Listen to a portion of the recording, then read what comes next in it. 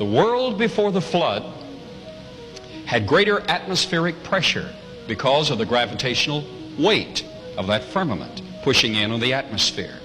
The world before the flood was protected from the harmful radiation. And that produced some very wonderful things. Essentially, everything in the fossil record was larger in the past than it is today. The great white shark today gets 36 feet long.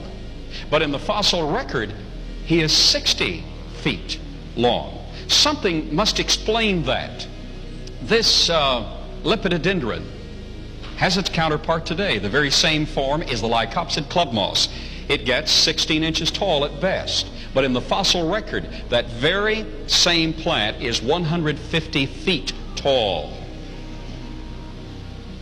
We're not evolving. We've lost something in the process, or lost the conditions that would permit the full expression of the life form. Did you get that? Given these circumstances, with a little over 2 atmospheres of pressure, 25% oxygen in contrast to today's 21% oxygen,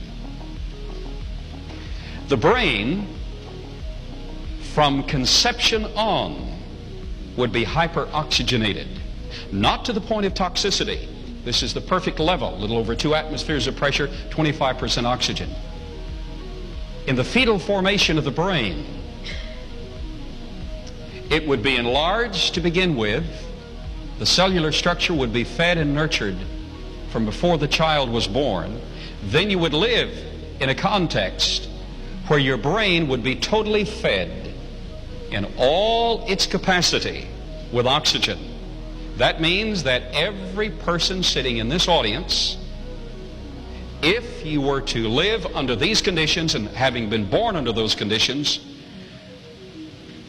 would put Albert Einstein to shame in your intellectual capacity. You have that capacity. Why don't you use it? Well, we really can't to our fullest capacity. Texas A&M University has found that under 2 atmospheres of pressure with slightly enriched oxygen, all the blood plasma becomes saturated with oxygen. That means that overnight, an open wound heals.